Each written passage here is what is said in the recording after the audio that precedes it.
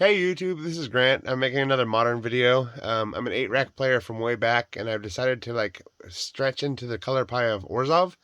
I think strictly Orzhov is better than Mono Black. Modern Horizons gave us such good cards that, like, I've heard people argue that Prismatic Ending might be one of the strongest cards from Modern Horizons 2, and that includes stuff like Ragavan and Darcy and the other cards too, like Fury. But they said Prismatic Ending might be up there, and I think that's true. So I took my A-Rack deck and very cheaply converted it into Orzhov, and I want to show you, one, how cheap this is, and two, I've had a lot of really good luck with this, so I'm going to jump into the list and tell me what you guys think.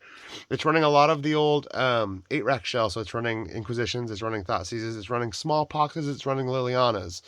So you probably already have most of the deck if you own those cards. So first things first, I want to explain what the deck does. It's called Orzhov Dragonpox. One of the main things of this deck is Smallpox. It's a powerhouse in Orzhov because you have something called Flagstones of Trochaire. But first, let's read what Smallpox does. Smallpox says, each player loses a life, discards a card, sacrifices a creature, and then sacrifices a land. Now, if you're very lucky, you'll go first, and your opponent will play turn 1 Ragavan. And then you'll be on your turn 2, and you'll play like an Urborg, and you'll be able to Smallpox, and you'll get a 2-for-1, because you're going to take out their land, and you're going to take out their creature, and they're going to discard a card. But you're only going to sacrifice a land. So that's the idea behind Smallpox. It's very strong in this meta, but here's why it's so great in Orzhov. There's a land called Flagstones of Trochaire. So Flagstones of Trochaire is a legendary land. It taps for a white, and it says, doesn't enter the battlefield tapped, creates a plains, but when Flagstones of Trochaire is put into the graveyard from battlefield, you may search your library for a plains card, put it into the battlefield tapped, and then shuffle your library. So, yeah, if you have an Urborg with this, or a Fetid Heath, so you could turn 2, cast your Smallpox with Black with this on the field, which is such a good... If you get that, I would say your chances to win goes up like 30%. If you have a matchup where you're favored at like 45-50% to win, and you cast a Smallpox and kill a creature with the Flagstones on turn 2, and they're down to 1 land and you're down to 2, and your next turn you'll be at 3, I think you might... Yeah, you almost always win it. It's like really unlucky if you didn't. So anyways, that's the main thing. Flagstones of Trochaire and Smallpox. I run 4 of each of them. And that is one of the ways that you get very far ahead in this control shell. But now I want to talk about win conditions. And then we'll talk about how you can control the board and some of the really great pieces that have been added to the deck while using white instead of just using mono black. So one of your main things with Smallpox is if you didn't get the Flagstones or whatever, sometimes you like mana screw yourself. One of the beautiful things about this deck is there's so much mana fixing that it feels so much more safe and secure. That's why we can have a curved topper here at 5 mana. Now, one of the things about this card is it's a really fantastic, if you Smallpox and you feel like you're a little bit light on lands, you can back up by getting a plane cycling here, and you can go grab like an Indatha Triome or a Godless Shrine, which we'll go over the lands later.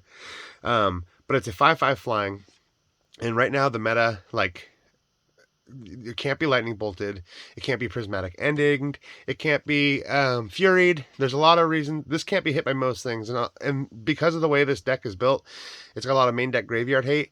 Most likely they won't have their Delirium to Unholy Heated anyways, and even if they do waste a removal spell successfully to kill this thing, it's got Eternalize, so you can play it from the graveyard and you Eternalize it, and you get a token copy of this creature, except for it's a 4/4 zombie dragon with flying instead of a 5/5. So here's the thing, though. You play it on turn 4, and then you can sacrifice, like you can discard it when you have to discard a card with Smallpox.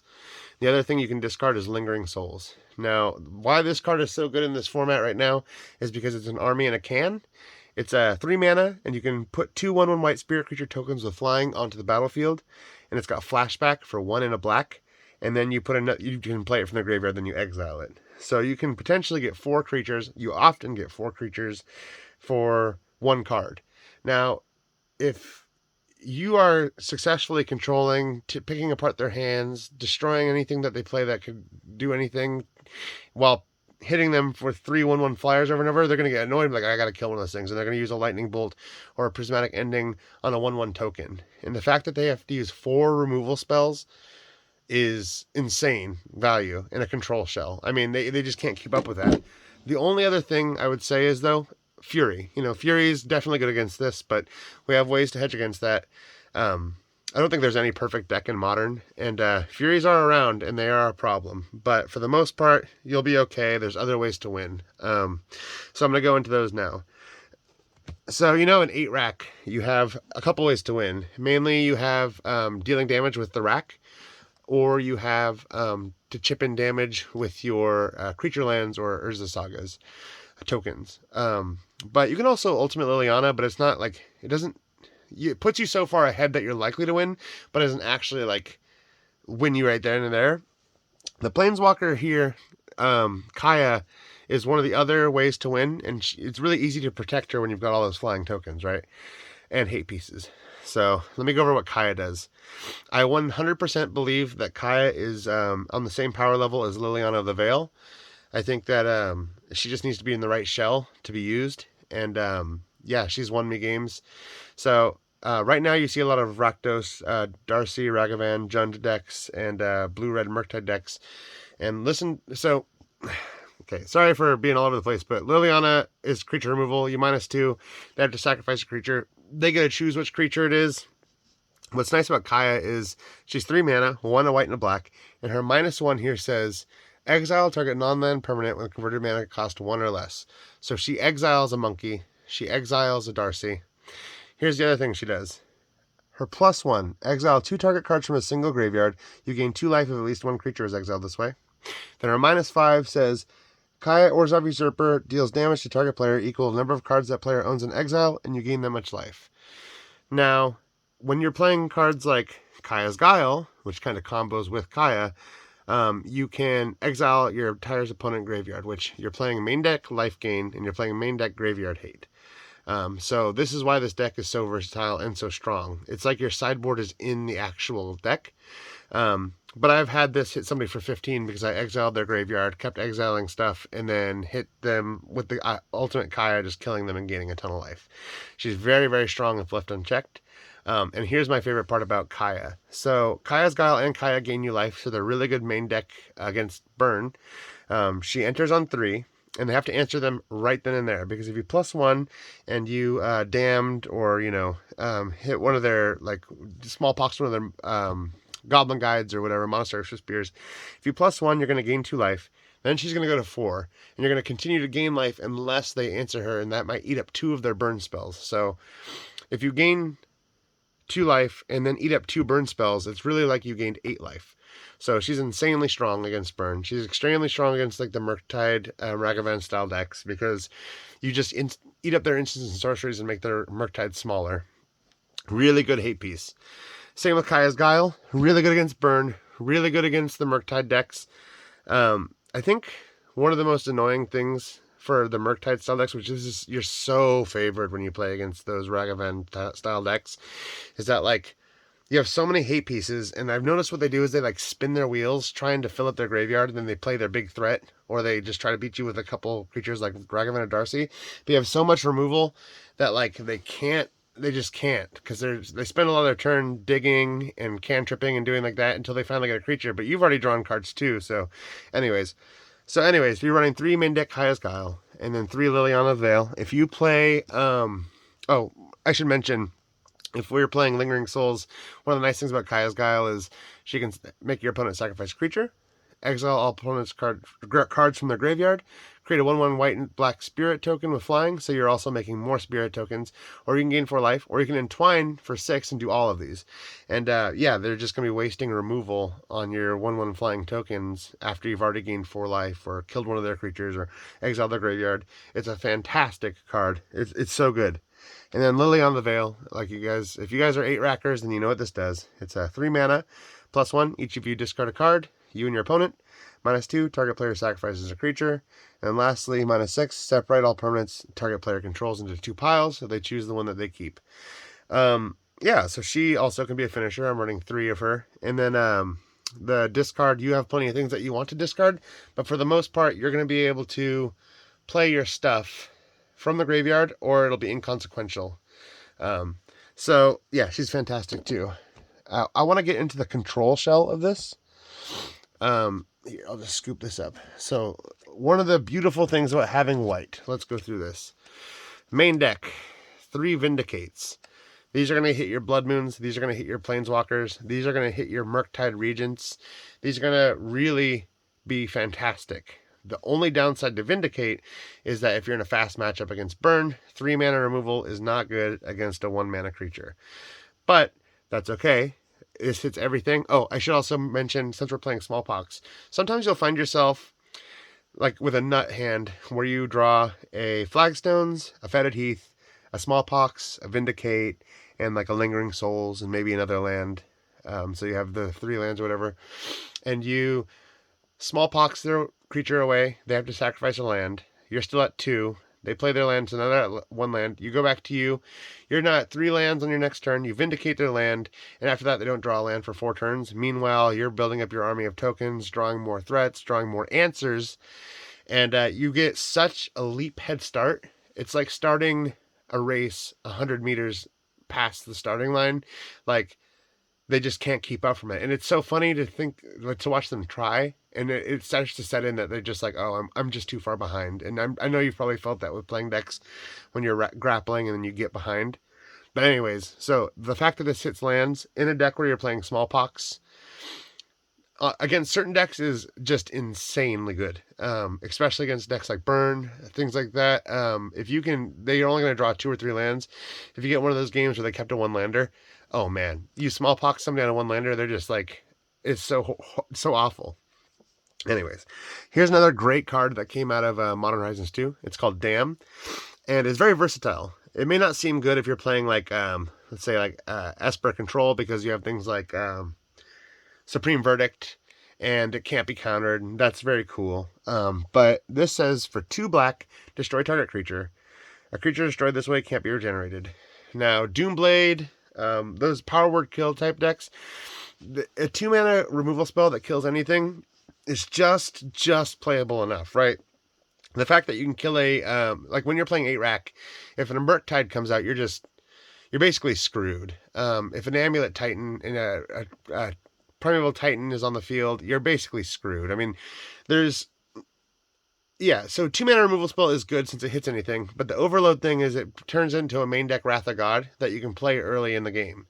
And that is so good against so many decks. If you're playing against like Rhino decks, if you're playing against any Go Wide Elves, any type of tribal deck, anything like that, having 3 main deck dams, I think this might be one of the biggest like things in this deck. It's so underutilized and it's cheap. Also, like another $1 rare. Vindicate's like $1. The Lingering Souls is like $1. The Dragon, the Timeless Dragon's like $1. That's why this deck's foiled, because it's very inexpensive. So anyways, this is a really great card, and I play other Orzhov decks that I'm going to show by making more videos, and you'll see that Damn shows up in any Orzhov list I'm running, because it's just super fantastic. Alright, Prismatic Ending. This is a card that needs no really explanation. It's X and a white. For each color you use to pay for the mana cost of this card, you can exile a permanent with that mana cost. So, that or less, I should say. But yeah, so people will say that, the best cards from Modern Horizons 2 were like, I think they said Ragavan, Solitude, and Prismatic Ending was up in the list. And it's a cheap uncommon that is about the same power level as those cards. So the fact that you're running this it's really a reason to run white. Like, you're playing mono black, and you're just... I love mono black 8 rack, and I still play it from time to time. I just think the community needs to really work on coming together to solve it more. And I think that we are kind of crippling ourselves by playing one color, but there's also a huge upside to playing one color too. It makes it so like obviously Blood Moon's not as strong, even though we're running sagas and stuff now. But anyways, I think that the power level of the white cards is absolutely worth running white for. Okay, so Thoughtseize, 1 black mana sorcery. Their opponent reveals their hand. You choose an non-land card from it. They discard it, and you lose 2 life. Pretty simple stuff here. Inquisition of Kozilek, 1 black mana for a sorcery. Target opponent reveals their hand. You choose a non-land card from it with mana 3 or less. They discard that card. This is control. So this is a control aspect of it. Your Prismatic Ending. You're terminating. You're damming their entire board. You're making them sacrifice creatures with Liliana. You're making them sacrifice a land with Smallpox. You're just not letting them do anything and when you're getting later in the game, as you start edging in more mana, and you're at like a 4 or 5 mana, then you're flashing back a Lingering Souls and using a control piece, leaving it open. And then you're bringing back a 4/4 dragon at the right time to like block. I mean, it's a weird dance, but it's very fun. Lastly, more main deck graveyard hate, more main deck life gain, cling to dust, exile target creature exile target card from a graveyard. If it was a creature card, you gain 3 life. Otherwise, draw a card. So, yep, it's just a little bit of card draw cycling, and you can, of course, escape it, because you'll get a pretty fat graveyard in this deck. And then Cling to Dust is a fantastic card. I really like it. That was a slot that I flexed when I tried this with Urza Sagas, but I found that this deck is better without Urza Sagas, believe it or not. So lastly, we just got to go over the lands. Pretty simple stuff, and then the sideboards options, and it's obviously going to depend on your meta, but I just want to go through some Orzhov sideboard all-stars.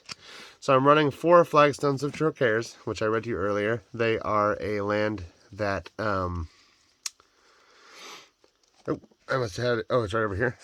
It lets you search for... The other thing that's nice about Flagstones is it's legendary. When you play an Urborg and you draw another Urborg, it's a completely dead card. It doesn't advance your plans. But say you're playing Flagstones, you draw one, and then you say, oh crap, land for turn. Well, I'll float this mana, play this. This is going to go to the graveyard. It says, because it's legendary, but it says when it enters the graveyard, you can search for a land, so then you go get a new land and put it into play tapped, you know. So really, you're still, even though you played a legendary land, you're still upping your mana count. So it's like, it doesn't have the downside of legendary, really, if that makes sense to you. So that's a really great land. We're running our Marsh Flats. We're running 4 of those. 1 Plains, 2 Swamp. We got a Castle Lochthwain, 2 of them. 2 Silent Clearings. So Castle Lochthwain, sorry about that if you didn't know, it enters the battlefield untapped as long as you control a swamp. You can pay 3 and tap this, discard a card, or sorry, draw a card, and then you lose life equal to the number of cards in your hand. This card is an all-star against control matchups. It's very, very strong in this deck. I think it definitely wins me some games. Silent Clearing, it's just an early game land that I can sack later to draw a card, but I have to pay life to use it.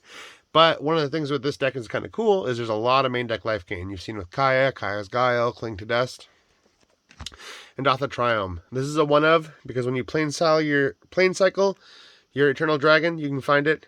With your Marsh Flats, you can find it. And then with Flagstones, the planes that you go get doesn't have to be basic. And it's going to enter tapped anyways. It doesn't come in untapped. So always get this first. And then it powers up your Prismatic Endings. And you'd be surprised how easy I can get green. To the point, I get green so easily if I want it, that I actually will run green cards in my sideboard. Because I can get this very, very easily. I'm running 3 Godless Shrines. It's just the black and white fetch, or Shockland, I mean. I'm running 3 Urborgs and 2 Fetid Heaths. And the reason that these are in here is because if I play a Flagstones on turn 1 and I play a Fetid Heath on turn 2, I can create black, and I can play my Smallpox. Same thing with Urborg Tomb of Yawgmoth. If I play this first or second turn, it doesn't matter. With Flagstones, I can tap for black, and I can Smallpox with my Flagstones turn 2. All right, that's it. So that's the deck. I hope you really like it. Now, I'm going to leave a link down below so you can check out the deck list. And then the sideboard cards, here's some of them, but you'll see in my deck list, you'll probably see what I'm running at the time. This is currently what I'm running. So Fracture is a card I've fallen in love with. It's an instant speed, destroy target artifact, enchantment, or planeswalker. In the past, I used to use a card called Fragmentize, and that was this one right here. It's just for Blood Moon decks. So destroy target artifact or enchantment with converter make cost 4 or less. It's just a good card. It's sorcery speed. But I found that if I run this instead, I don't have to run Blood Chief's Thirst for Planeswalker hate, because this can hit them. And I can use those slots. But it does cost 1 extra mana. But here's the thing about Fracture that I really, really like. With Blood Moon, my matchups haven't ever been like horribly... They're not like game ending. I run 3 basic lands, but I run so many things that fetch, from Flagstones to the Plane Cycling Dragon to the fetch lands, that I can always get like 1 of each. And I don't know if you can, off the top of your head, remember the deck from earlier, but only Liliana and Smallpox has double pips. Other than that, the Dragon and Dam do. But I sideboard those out for cards like this. And I keep the main thing going with all the single pips. Vindicate, I can still hit a Blood Moon, and it takes 1 black, 1 white.